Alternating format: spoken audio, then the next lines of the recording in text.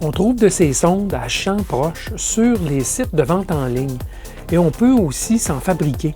Mais à quoi servent-elles? Découvrons-les aujourd'hui.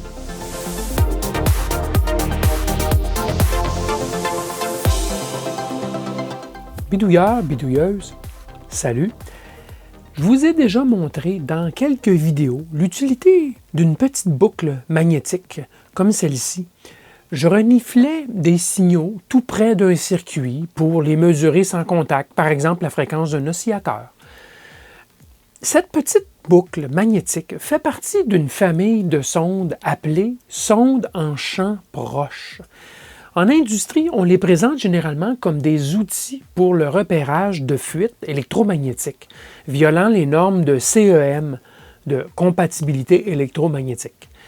Les mesures de CEM des produits sont d'abord effectuées avec des récepteurs et des antennes bien étalonnés sur des distances de 3 ou même de 10 mètres. C'est ce qu'on appelle la mesure en champ éloigné. Cependant, les tests en champ éloigné ont des limites. Ils ne peuvent pas identifier la source exacte des émissions nuisibles. Celles-ci peuvent provenir d'un port USB, d'un port Ethernet, de la connexion d'un blindage, d'un câble ou même d'un cordon d'alimentation. Le test en champ proche est le seul moyen de localiser une telle émission car il est généralement effectué à l'aide d'un analyseur de spectre et d'une sonde de champ proche. Le test en champ proche est un test relatif et plutôt qualitatif. L'idée n'est pas de faire une mesure absolue, mais bien de faire des comparaisons de résultats avec d'autres appareils connus pour estimer la probabilité d'un appareil à passer ou pas les tests de conformité. Mais nous, les bidouilleurs, on va plutôt utiliser une sonde de champ proche pour renifler, avec assez de résolution, l'endroit d'où pourrait venir la source d'une émission, qu'elle soit nuisible ou pas. Vous le savez, un champ électromagnétique est une combinaison du champ électrique, qu'on appelle le champ E, et du champ magnétique, qu'on appelle le champ H. Différentes sondes sont nécessaires pour détecter des émissions dans chacun de ces champs. Dans les tests en champ éloigné, l'intensité du champ est fonction de la distance entre l'appareil et l'antenne. Mais lorsqu'une sonde se rapproche de la source d'émission, l'intensité du champ est principalement une fonction de propriétés telles que l'intensité du courant, la tension, la forme du circuit et les matériaux utilisés. Si le rayonnement est généré par un circuit ou un composant à haute tension et à faible courant, le champ électrique dominera le champ proche. Si une partie du circuit a un courant assez élevé et plutôt une basse tension, c'est le champ magnétique H qui va dominer. Dans les tests en champ proche, le champ H s'estompe plus vite que le champ E à mesure que la distance augmente. C'est pourquoi les sondes de champ H sont les plus couramment utilisées pour localiser les objets d'émission lors d'essais en champ proche. Mais comme tout n'est pas toujours blanc ou noir, souvent les deux types de sondes seront utiles. Voici donc un assortiment de sondes en champ proche. Il y a 5 sondes type H, magnétique, et 2 sondes type E, électrique.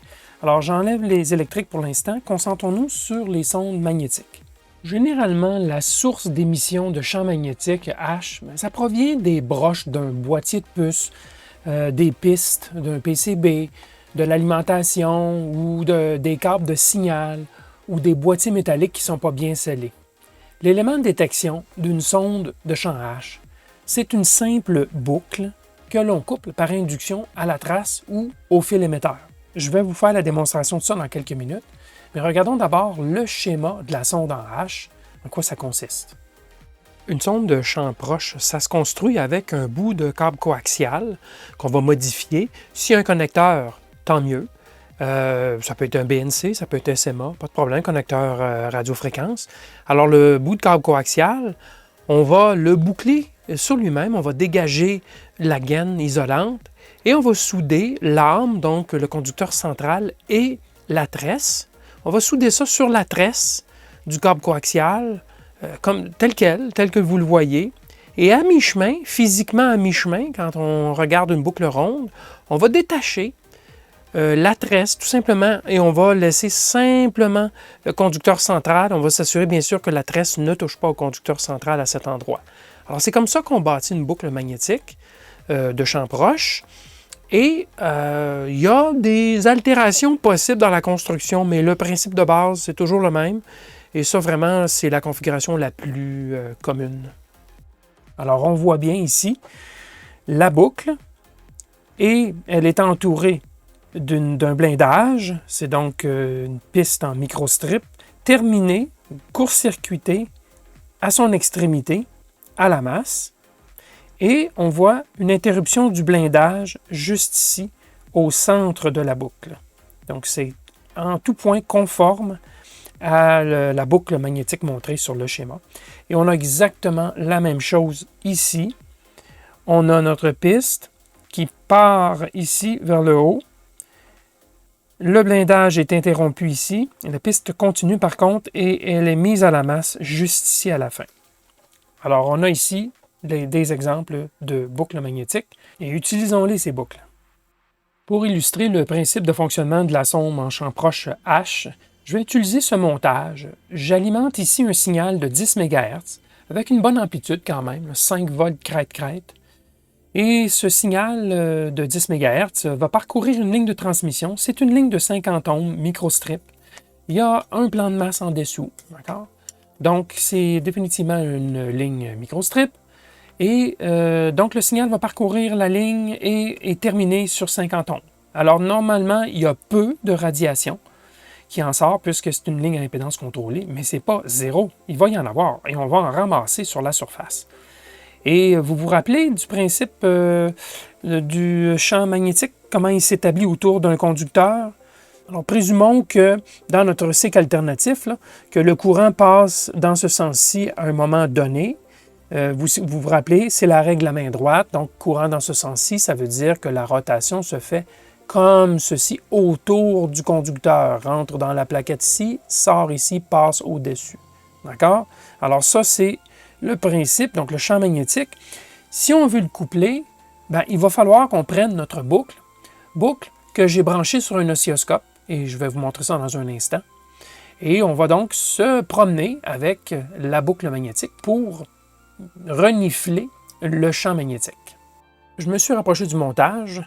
Alors, la ligne de transmission en question, vous la voyez en bas à droite. Et ici, en haut à gauche, qu'est-ce qu'il y a? Bien, c'est mon oscilloscope USB. Ici, ce sera le signal qui est mesuré par la boucle. Et ça a transformé de Fourier, donc, le spectre radio. Chaque incrément horizontal ici, là, vous avez 10 MHz, donc vous avez le 100 MHz qui est ici. On part à 0 à gauche. Donc, on va voir le composant du signal, les différents composants qui forment le signal. Donc, on s'attend à avoir un signal à 10 MHz, donc une pointe quelque part ici qui va monter. On verra bien. Alors, voici la boucle. Je m'approche. Vous vous rappelez, je vous ai dit que le signal tourne, le champ magnétique tourne autour du conducteur.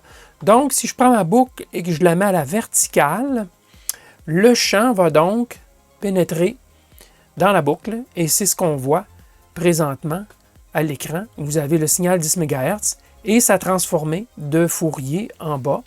Et donc, vous avez le signal à 10 MHz. Il y a une harmonique à 20, probablement qu'on la voit ici. Il y a un signal à 30, 40, 50 et là, pratiquement plus rien.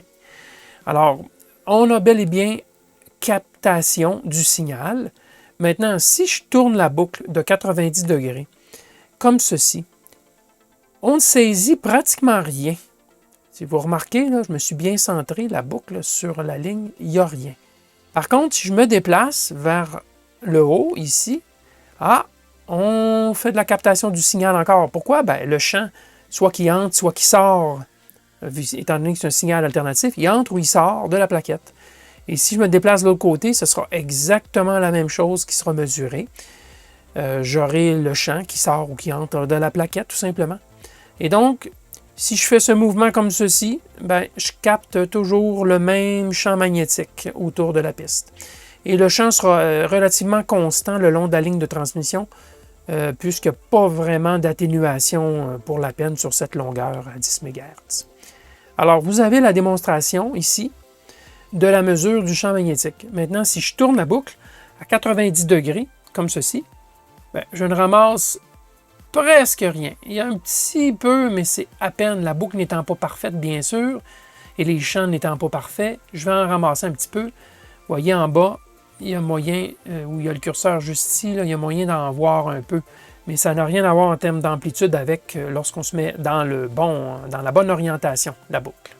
Alors voilà, ça c'est la boucle magnétique. Naturellement, plus la boucle est grande, plus il y aura captation de champ magnétique et plus il y aura d'amplitude, de tension qui sera produite par la boucle pour ensuite être mesurée. Et regardons cela tout de suite. J'ai changé la boucle pour une plus grosse et définitivement, lorsque je me mets à la bonne position, l'amplitude est plus grande. Par peut-être 10 décibels, quelque chose du genre. Ah oui, beaucoup plus grande. Voyez-vous, là, je capte plus de champ, donc l'amplitude devient beaucoup plus grande. Alors, grosseur de la boucle compte bien sûr pour ce genre de choses. Mais si on veut être précis, aller renifler à des endroits très précis, ben, la grosse boucle n'est peut-être pas la solution.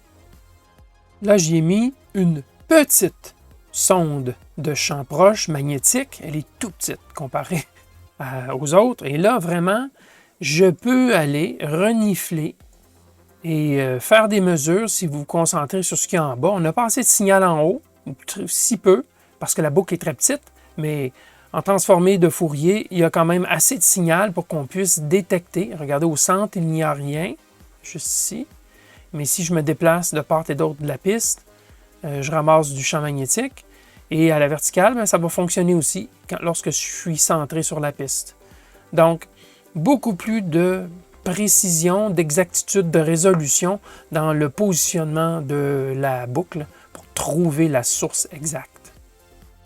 Et lorsque les signaux sont très faibles ou on utilise une boucle très petite, en voici une autre, bien, on peut utiliser un amplificateur. Ici, c'est un ampli MMIC à large bande. C'est un ERA2 de mini-circuit que j'ai mis dans une petite boîte qui me donne un gain de 14 décibels. Alors, je peux plus facilement, malgré la petitesse de la boucle, je peux aller renifler des signaux quand même forts, simplement en me promenant sur la ligne et aller chercher suffisamment de signal. Donc, c'est bien utile d'avoir un petit ampli à large bande là, qui répond, disons, 1 MHz à 1000 MHz, quelque chose du genre. Il s'en vend de ce genre de petit ampli. Sur les sites de vente en ligne, ils sont déjà tout montés, c'est juste une petite plaquette. J'ai déjà fait des bancs d'essai de ce genre de plaquette. Vérifiez par contre que la largeur de couverture du petit ampli vous convient. Il y en existe qui commencent à 25 MHz. C'est peut-être trop haut. Il faut que ça commence plus en bas d'1 MHz pour pouvoir utiliser des sondes de ce genre. Alors ici, on renifle un signal de 10 MHz. Alors bien sûr, je pourrais changer la fréquence et la boucle répond quand même de façon assez large bande aux signaux, jusqu'à un certain point, bien sûr. Il y a une fréquence minimale en deçà de laquelle la boucle répondra beaucoup moins bien. Là. Mais évidemment, c'est une question de la grosseur de la boucle. Plus la boucle est grosse, plus elle pourra opérer en basse fréquence. Et pour vérifier à des fréquences beaucoup plus basses, bien, ici j'ai mis 200 kHz. J'ai changé sur l'oscilloscope l'échelle, bien sûr. Ça, c'est 1 MHz ici, donc 100 kHz par petite barre. Et regardez, lorsque j'approche, on a toujours, bel et bien, à 200 kHz. On a un signal. Alors, il y a une interférence sur l'oscilloscope qui vient perturber un peu mes mesures, mais le 200 kHz est bel et bien là. Il est superposé à ce signal, donc on peut très bien le voir. Si j'enlève ma sonde, ça revient et ça se prend. Bien sûr, j'ai pris la boucle la plus grosse. Naturellement, si je rapetisse beaucoup la boucle, ça va être plus difficile de voir le signal, mais je peux toujours amplifier aussi. Donc, ça fonctionne à des plus basses fréquences. Pour vous illustrer aussi que c'est bien un couplage magnétique, j'ai changé la forme de l'onde d'une onde sinusoïdale à une onde carrée, comme vous voyez à l'écran, d'une fréquence de 1 MHz. Alors, si j'approche ma sonde, ce sera la trace jaune que vous voyez là. Vous voyez qu'il y a comme une petite résonance. Je vais aller chercher l'amplitude maximale et je vais stopper l'échantillonnage. Voilà. Ce qu'on constate, bien, c'est que sur les plateaux, de l'onde carrée, il se passe à peu près rien. Il y a une petite résonance, là, mais elle s'atténue. C'est lors des changements de niveau sur l'onde carrée, où il y a une très forte variation de courant en fonction du temps, le fameux DI sur DT, c'est là qu'on va détecter une variation de champ magnétique. Pourquoi? Bien, qu'est-ce qu'on a ici? C'est l'équivalent d'un transformateur, couplage magnétique entre un enroulement primaire et un enroulement secondaire. Alors, lorsqu'il n'y a pas de variation de courant sur un plat, bien, il n'y a pas de transfert d'énergie dans le transformateur. Alors, c'est pour ça qu'on voit ici, lors d'un changement soudain, bien, on a un courant soudain. Normalement, ça devrait mourir assez vite. Il y a une légère résonance dans le système, l'oscilloscope, je ne sais trop, la sonde, mais ça s'atténue. Et même chose à l'autre endroit, mais remarquez, la direction du courant est un sens inverse. Il va vers le bas ici, alors qu'ici, bien, la tension va vers le haut, donc le courant allait vers le haut. Et si j'inverse la sonde de position, si je la vire de 180 degrés, bien, les courants seront inversés. Donc, la direction là, du courant n'a pas vraiment d'importance ici. L'idée, c'est de renifler et de s'apercevoir que, oh, ça semble être un signal carré juste par le comportement. Non seulement cela, mais regardez le spectre. On a notre fondamental à 1 MHz, il n'y a pratiquement rien à 2 MHz, mais il y a très fort à 3, 5, 7, 9, 11, 13, 15 et ainsi de suite. Les harmoniques impaires uniquement, ça ressemble à un signal carré assez propre, en effet. Donc, on est capable de déterminer le type de signal aussi en regardant la forme de l'onde, que ce soit dans le domaine du temps ou dans le domaine fréquentiel. Regardons maintenant la sonde en champ proche de type E. Les champs électriques peuvent être générés par des câbles et des fils non terminés, donc flottants, et des pistes sur circuit imprimé menant à une logique à haute impédance, comme des entrées à haute impédance, des entrées de CMOS par exemple, ou des sorties tri-state à 3 états, donc désactivées. La sonde de champ E, c'est plus simple. C'est essentiellement une petite antenne aux dimensions beaucoup plus petites que la longueur d'onde mesurée. Et donc, l'idée, c'est de ne renifler que très peu du champ électrique pour obtenir une certaine précision, une certaine résolution dans la mesure. Alors, si vous regardez au bout ici, vous avez une ligne de transmission et vous avez une petite ligne dans la plaquette. Ça se trouve être le conducteur central de la ligne de transmission qui s'étend tout simplement sans blindage. C'est ça l'antenne ici, donc la sonde de champ E. Et regardez, j'en ai fait une ici avec une ligne qu'on appelle une ligne semi-rigide. C'est la même chose, j'ai découpé le blindage qui est le cuivre et j'ai laissé simplement dépasser l'âme, donc le conducteur central, pour une petite longueur. En fait, pour être bien honnête avec vous, ceci, c'est une antenne dont la longueur est de 1/4 de longueur d'onde à 24 GHz. Je me sers de ceci pour mesurer des signaux à 24 GHz, mais en même temps, ça fait une excellente petite sonde de champ proche électrique. Et je vais faire des petites mesures de champ électrique. Bon, il y a une petite interférence sur l'oscilloscope. Décidément, il y a quelque chose qui se découpe tout près de mon installation et qui, bon, coupe du bruit, mais ça ne fait rien. Qu'à cela ne tienne, la sonde va vraiment capter, comme vous voyez ici, va capter le champ électrique et on le voit très bien sur le spectre. Alors regardez ici, c'est un signal de 1 MHz. C'est exactement ce que je suis en train d'injecter sur le système. Et je m'approche de la piste sans y toucher. Et vous voyez que c'est quand même assez fort comme signal. J'utilise ma ligne de transmission, donc mon petit câble coaxial rigide, qu'on appelle en fait semi-rigide, puisque ça peut se plier avec les doigts en forçant un peu. Et ben voilà, regardez par contre, je m'éloigne. Le signal est toujours là. Là, je vais aller plus en hauteur. Voyez-vous, on est encore capable de voir un signal ici à 1 MHz à quelques centimètres.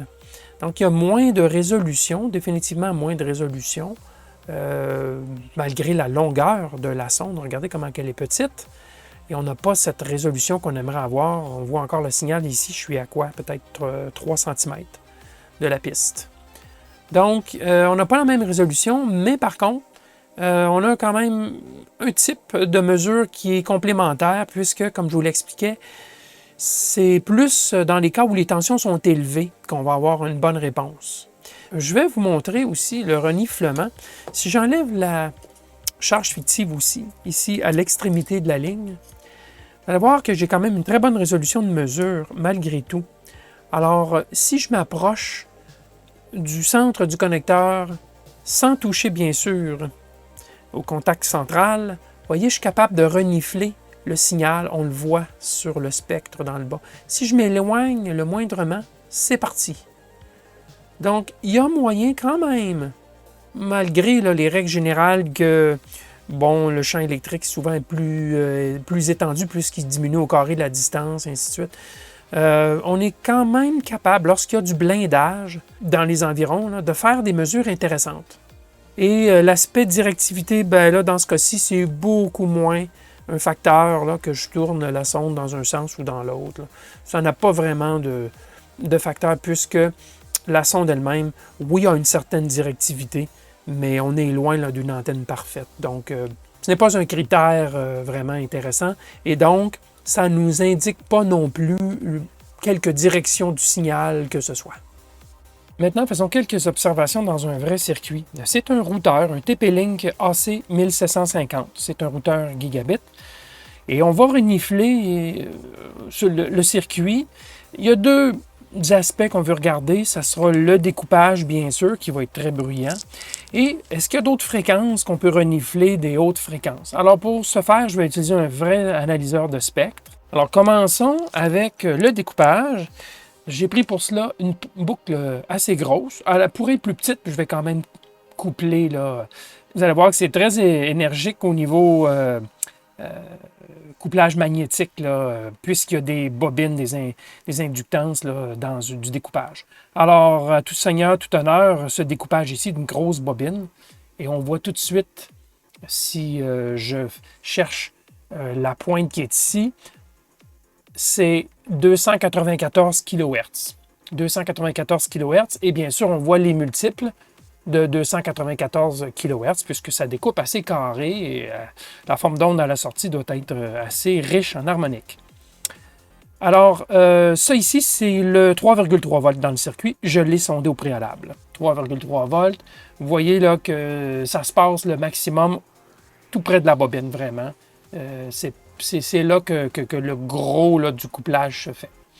Alors, je vais aller voir une autre. Ici, c'est le 1,2 volts. Le 1,2 volts, qui est pour le cœur des puces, d'une ou des puces certainement. Alors là aussi, c'est très puissant. Par contre, on voit que la fréquence est un petit peu plus élevée. On a 306 kHz. Donc, on est 294, 306. Et il reste une puce de découpage, celle-ci. Je vais aller renifler de très près. Et là, celle-là est vraiment plus faible. Alors, si je vais chercher sa fréquence, on est à, c'est ici, 309 kHz. 309. Donc, on a des fréquences dans les alentours de 300 kHz. Donc, ce choix a certainement été fait de façon judicieuse pour s'assurer de ne pas trop créer d'interférences à des fréquences critiques dans le circuit ailleurs. Alors, on est dans les 300 kHz pour le découpage. Mais vous avez vu que c'est quand même assez fort avec du couplage magnétique. C'est difficile de détecter de façon très exacte d'où vient le champ magnétique, la radiation par champ magnétique. Alors, je vais changer ici la boucle. Je vais plutôt utiliser une sonde à champ proche électrique. Alors, je sors ma petite sonde à champ proche. La voici. Et là, je vais renifler. On va voir que les signaux vont être quand même beaucoup plus faibles. Vous voyez ici, là, c'est à peine si on voit le pic. Là. Pourtant, c'est celle qui était la plus puissante.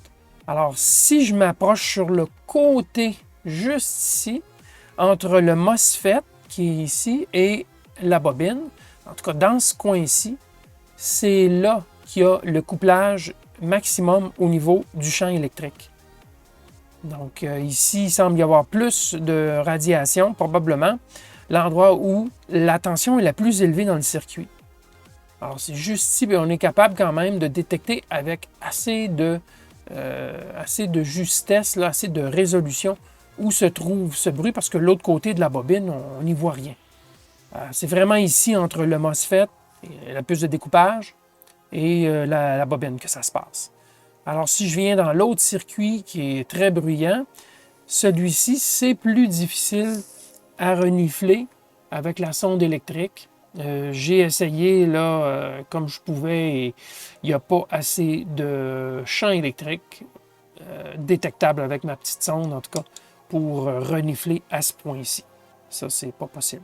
Alors, on voit au niveau du découpage, avec un analyseur de spectre, bien sûr, qui peut aller bas en fréquence, ou un oscilloscope dont la sensibilité des voies d'entrée est suffisante, il est possible de renifler champs magnétiques, surtout dans le découpage, bien sûr. Donc, renifler les fréquences et trouver les endroits dans le circuit où ça génère le plus de champs magnétiques. Maintenant, concentrons-nous sur la partie haute fréquence du circuit. On va renifler. J'ai pris une petite boucle champ H, très petite. On va voir ce qu'on peut sortir comme fréquence en se promenant. On sait ici qu'il y a un quartz à 25 MHz. Ça, c'est la cadence pour le côté Ethernet. Alors, cette fréquence est multipliée et c'est ce genre de fréquence multipliée qu'on va renifler dans le circuit. Alors, si je me promène, on voit effectivement des pics qui se projettent vers le haut. Et on constate quand même qu'il y a des pics comme celui-ci, le pic maximum, si on va le chercher. Ben, c'est quoi? C'est 373, donc probablement 375 MHz, qui est le pic maximum. Et si je viens autour de l'autre puce, c'est plus fort. Ça génère beaucoup aussi de contenu spectral en bas, plus bas en fréquence, 100, 200 MHz, parce qu'on est de 0 à 1000 MHz ici. Donc, si on regarde plus ici, on a 100, 200, 300, 400. Donc, décidément, entre 0 et 200, là, il y a beaucoup de contenu spectral. On voit par contre, encore une fois, que le pic est à 375. Et ce qu'on constate lorsqu'on fouille sur cette puce, c'est que c'est une puce qui fonctionne à environ 700, ou en tout cas, probablement qu'elle fonctionne à 750 MHz. Et ce qu'on voit, ce qu'on renifle, c'est la fréquence du CPU divisé par 2. Il y a un bus certainement entre ces deux puces, et probablement que le bus fonctionne à demi-vitesse. Alors, c'est pour ça qu'on voit du 375, qui est la moitié de 750. Maintenant, on peut se promener, puis on en voit quand même passablement, là, mais il y a des endroits où on n'en a plus du tout. Et lorsqu'on se rapproche de la puce ici, il y en a beaucoup. Il y en a beaucoup. Donc, ça, c'est la première constatation. Du côté de la mémoire RAM qui est ici, celle-ci, on va voir que si on renifle, on détecte un autre contenu spectral. Le 375, il n'est pas là. Regardez ce qui se présente. C'est en fait un pic à 300, qui est à peu près sur la barre. Voici, 300 MHz. Là, on s'aperçoit que la mémoire ne fonctionne pas à 375, mais bien à 300. Donc, pourquoi fréquence différente sur le bus de RAM? Bonne question. On voit son multiple 300, 600, 900. Alors, peut-être que c'est en fait 600 MHz le bus. Et on voit le demi sur, par exemple, l'horloge peut produire du contenu spectral plus bas. En tout cas, la cadence en mégabits par seconde peut produire un contenu spectral plus bas.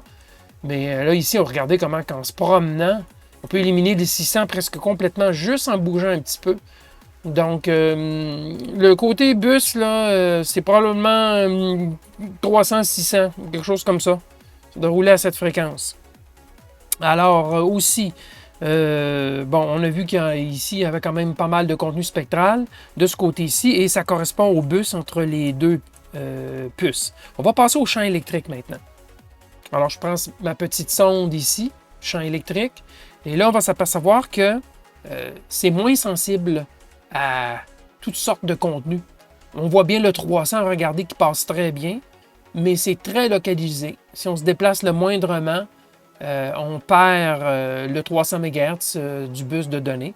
Et lorsqu'on renifle ici, regardez, si je me déplace le long de la puce, je frappe un point là, juste ici.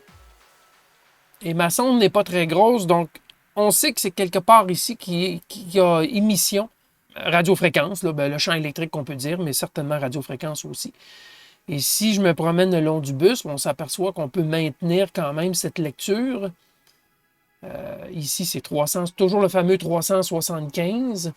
C'est ce pic-ci qui nous intéresse. Et quand je m'approche ici de la puce, on voit que ça remonte pas mal haut aussi. près de la puce. Et le long des pistes, il y a des transitions qui, quand même, émettent passablement. Regardez ici. Ça émet beaucoup ici. C'est probablement une transition entre... Oui, effectivement, il y a un via à cet endroit.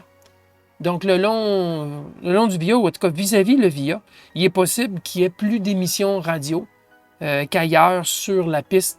Parce qu'ici, on a une piste qui semble être micro-strip et qui passe sous la piste, probablement sur la couche inférieure, ou en strip line, je ne sais trop. Je ne vois pas la partie inférieure, mais c'est probablement micro-strip sur la face inférieure de la plaquette. Et là, ici, on perd beaucoup le signal. Mais dès qu'on arrive au via, pouc, ça monte là, énormément. Donc, avec une sonde électrique, c'est peut-être moins sensible aux différents signaux qu'on cherche, mais par contre, on a une résolution très, très fine puisque la pointe est très petite. On est capable d'aller chercher très finement, très précisément, les points de radiation des signaux. Alors voilà, c'était juste pour vous donner une idée de ce qu'on peut faire en reniflant autour du circuit. Si on se promène sur les puces, on peut détecter dans quel coin aussi il y a plus d'émissions. Alors il est possible donc de dire que tel endroit sur la puce a probablement le circuit qui génère le plus d'interférences et ainsi de suite. En tout cas, le boîtier lui-même, on peut trouver les zones où ça génère le plus. Alors voilà, c'est juste pour vous montrer, mais naturellement, c'est de l'expérience. Il faut prendre l'expérience, il faut renifler les circuits pour en apprendre plus et être capable de pointer avec précision les zones d'intérêt si on a des problèmes. Ou même si on n'en a pas, par simple curiosité. Donc, on a vu que les sondes de champs proches peuvent nous aider à trouver des sources de radiation électromagnétique. Évidemment, ce n'est pas parce que l'on mesure un signal en champ proche qui constitue nécessairement une nuisance. Il n'en demeure pas moins que le captage passif de signaux avec ces sondes peut permettre de mieux caractériser un circuit et même d'en faire des mesures utiles. Et ce n'est pas cher, et on peut même s'en fabriquer. J'ai acheté les sondes faites de PCB chez AliExpress. Il en existe de toutes les formes et de toutes les couleurs, mais le principe reste le même. Elles sont très populaires, donc vous n'aurez pas de difficulté à en trouver sur d'autres sites de vente en ligne que AliExpress. Voilà pour cette vidéo. Peut-être vous aura-t-elle donné envie de mieux vous outiller? Espérons que oui. Amusez-vous bien à renifler. Merci et à la prochaine.